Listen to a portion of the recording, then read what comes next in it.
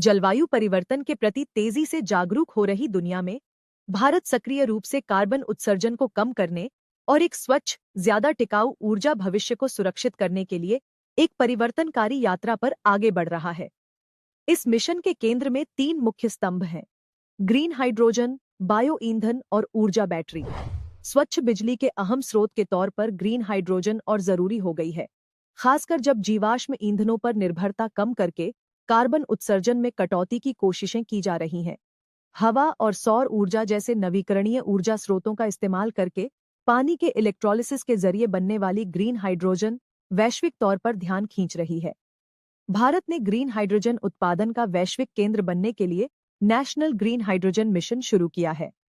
2047 तक ऊर्जा स्वतंत्रता और 2070 तक नेट जीरो उत्सर्जन हासिल करने के महत्वाकांक्षी लक्ष्य के साथ भारत भारी उद्योगों, माल ढुलाई, शिपिंग और विमानन को डिकार्बोनाइज करने के अपने प्रयासों को आगे बढ़ा रहा है। दुनिया भर में ऊर्जा के नवीकरणीय स्रोतों को बढ़ावा मिल रहा है, क्योंकि कई देश जीवाश्म ईंधन की जगह टिकाऊ ऊर्जा स्रोतों के इस्तेमाल पर ज्यादा जोर दे रहे हैं। अंतर्राष्ट्रीय ऊर्जा एजेंसी का अनुमान है कि 2028 तक तेल की वैश्विक मांग 59 लाख बैरल प्रतिदिन बढ़ जाएगी। ऐसे में इथेनॉल और बायोडीजल जैसे बायोफ्यूल 10% का योगदान दे सकते हैं। इथेनॉल बाजार के तेजी से बढ़ने का अनुमान है, जिससे आयातित कच्चे तेल पर देश की निर्भरता कम हो जाएगी।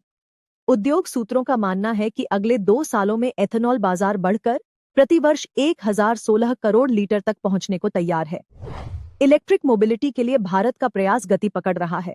2030 तक बेची जाने वाली 30% निजी कारों और 80% दोपहिया वाहनों को इलेक्ट्रिक बनाने की योजना है। ये इलेक्ट्रिक वाहन एडवांस्ड बैटरी टेक्नोलॉजी पर निर्भर हैं।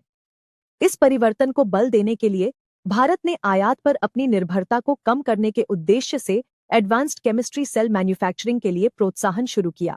चुनौतियों में लिथियम और कोबाल्ट जैसे कच्चे माल को सुरक्षित करना, बैटरियों को कुशलतापूर्वक रिसाइक्लिंग करना और अगली पीढ़ी की बैटरी प्रौद्योगिकियों के लिए अनुसंधान और विकास में निवेश करना शामिल है।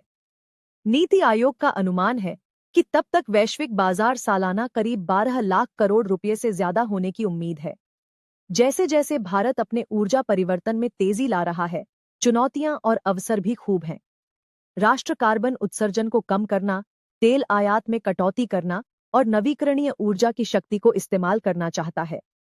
नवाचार, अंतर्राष्ट्रीय सहयोग और सही तरीकों को बढ़ावा देकर भारत हरित ऊर्जा समाधानों में ग्लोबल लीडर बनने की ओर अग्रसर है।